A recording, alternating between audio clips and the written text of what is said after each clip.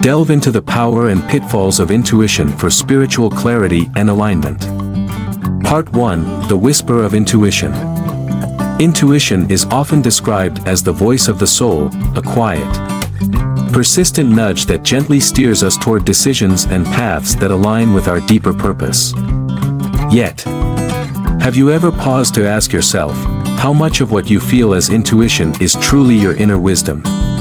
And how much is influenced by fear, desire, or external noise?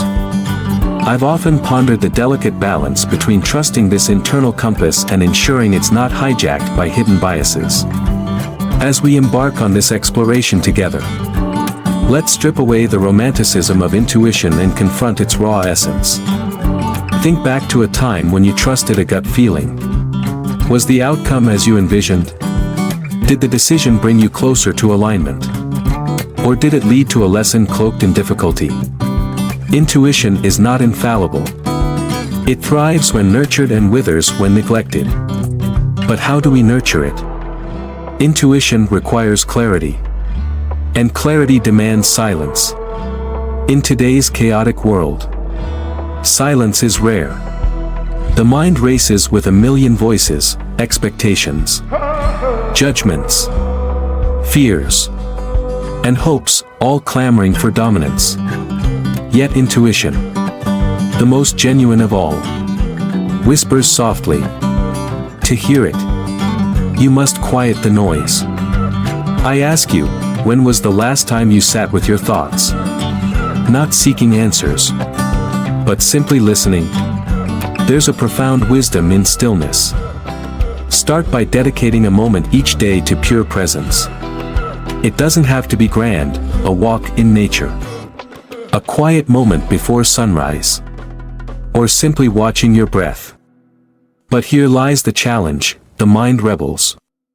What if I miss something important? It protests. The irony is, in our race to keep up, we miss everything that matters. So, are you willing to trust that stillness won't betray you? As we cultivate silence, a second layer emerges: discernment. Not every intuitive pull is divinely inspired. Some are shadows of past experiences, projections of our fears, or echoes of societal conditioning. So how do we distinguish the genuine from the counterfeit? Discernment requires practice. Begin by questioning your impulses. When a thought or feeling arises, ask yourself, is this rooted in love or fear? Does this expand my spirit or contract it? With time, you'll notice patterns. True intuition feels light, like a gentle breeze. It doesn't demand, it invites. It doesn't scare, it encourages. Yet, here's where the paradox deepens. Intuition sometimes calls us to uncomfortable action. It may ask us to leave a familiar situation, challenge a long-held belief, or embrace uncertainty. This is the pitfall many face, mistaking discomfort for danger.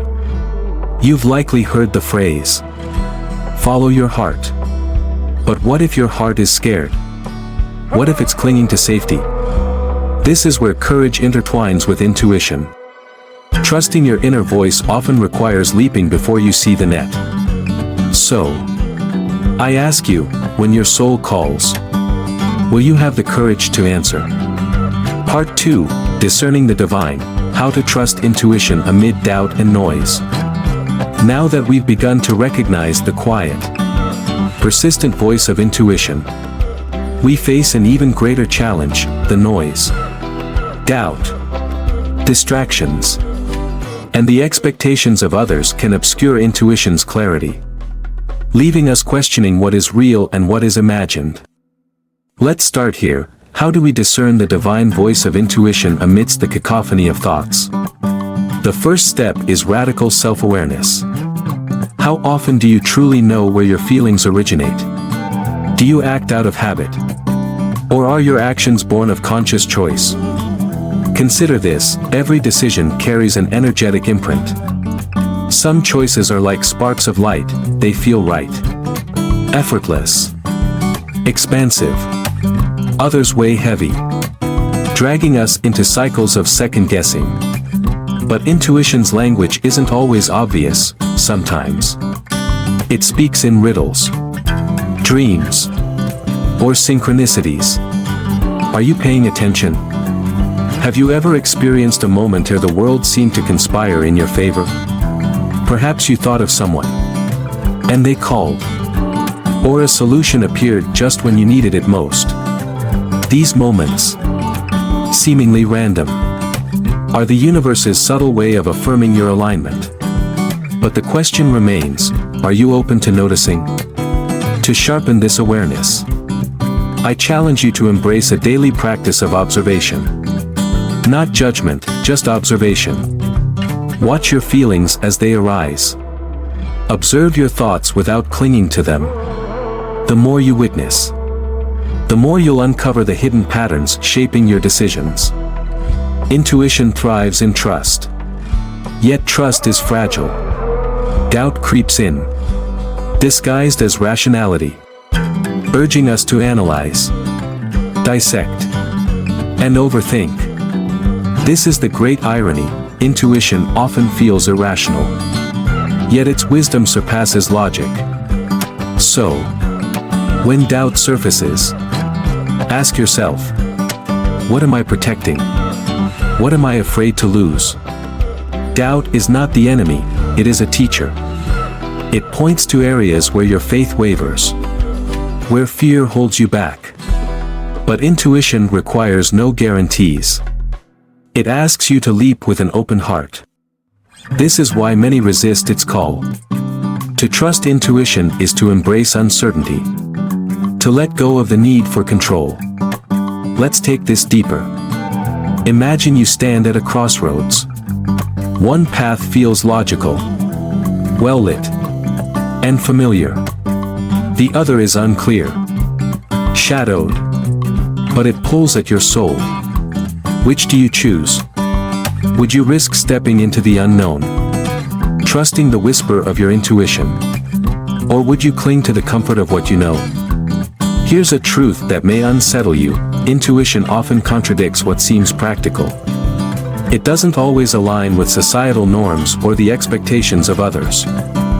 Following it may alienate you, challenge your relationships, or even invite ridicule. But ask yourself, would you rather live true to your essence or betray it for acceptance? In moments of doubt, return to your body. Intuition often communicates through physical sensations: a flutter in the chest, a tightening in the stomach, a surge of warmth or calm. Tune into these subtle signals. They are your inner compass, guiding you when logic falters. But here's the catch: not all feelings are intuitive. Some are reactions, vestiges of past pain or conditioning. The key lies in discernment. When you feel an intuitive pull, take a breath and sit with it. Does it persist? Or does it fade? True intuition is steady, unwavering. Practical wisdom comes next. Intuition is not a substitute for action, it is the foundation of inspired action. When you feel its guidance, act. Don't wait for certainty. Certainty rarely arrives. Instead, take the next small step, trusting that clarity will come with movement. This brings us to a profound question: how do you balance surrender and responsibility? Intuition asks for surrender, a relinquishing of control. Yet, we live in a world that demands responsibility, planning, and effort. The answer lies in integration. Surrender doesn't mean passivity. It means flowing with life while remaining grounded in purposeful action. Reflect on this. What would your life look like if you trusted your intuition completely? Would you make different choices? Would you let go of what no longer serves you? Imagine the freedom that comes with alignment, a life where every decision resonates with your soul's truth. Part 3, the courage to follow, transforming intuition into aligned action. As we've explored the whispers of intuition and the art of discerning its voice amid life's noise, we arrive at the most critical phase, action. For intuition to truly serve us, it must be lived. A revelation without follow-through is like a seed never planted. It holds potential but bears no fruit. And so, I ask you, how often do you feel the pull of your intuition but hesitate to act? How many opportunities have slipped by because fear convinced you to wait for a better moment, more clarity, or someone else's validation? Here lies the great paradox: intuition is often clearest in hindsight. We look back and think, I knew it, yet in the moment, doubt clouds our judgment. This is why courage is intuition's greatest ally. Courage bridges the gap between knowing and doing. Without it, intuition remains a dormant force, unfulfilled. Let's talk about fear. It's the shadow that looms over every intuitive decision. Fear whispers, what if you're wrong?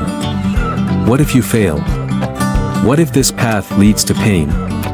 But consider this, is fear truly your enemy? Or is it a signpost pointing toward growth?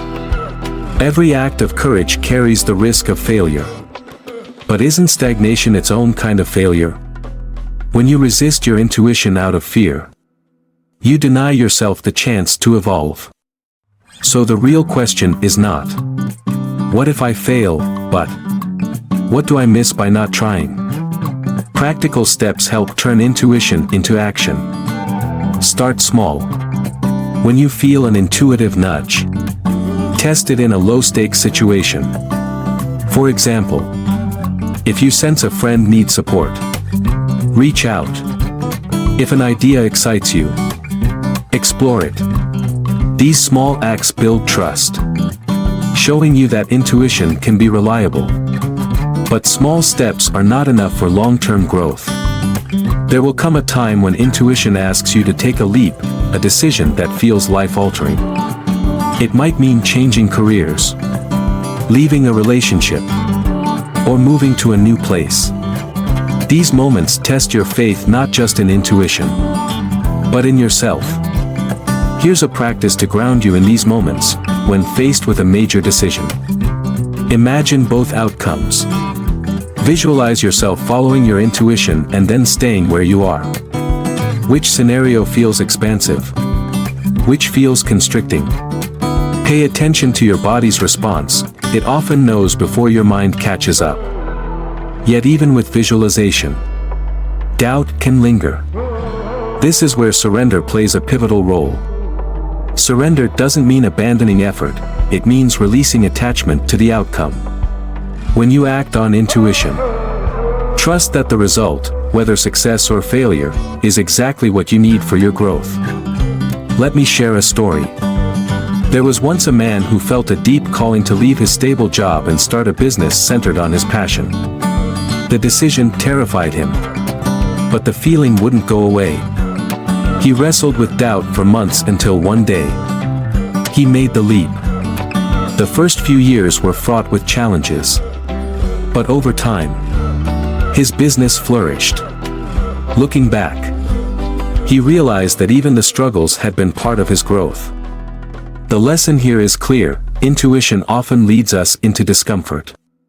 Not because it seeks to punish us, but because growth requires it. The path of intuition is rarely easy, but it is always transformative. Now, I ask you, what is your soul calling you to do that you've been resisting? What would it take for you to say yes? As you reflect, remember this: intuition is not a destination, it's a journey. It's not about getting every decision right, but about learning, growing, and aligning more deeply with your truth. Even when you stumble, intuition offers insights that guide your next step. Finally, let's consider the broader impact of living intuitively. When you align your actions with your inner wisdom, you inspire others to do the same. Your courage becomes a beacon, showing those around you that it's possible to live authentically. In this way, intuition is not just a personal tool but a collective force for transformation. So, as we conclude this exploration, I leave you with one last question: what kind of life do you want to create? And are you ready to trust your inner voice to guide you there? The answer lies not in words but in action.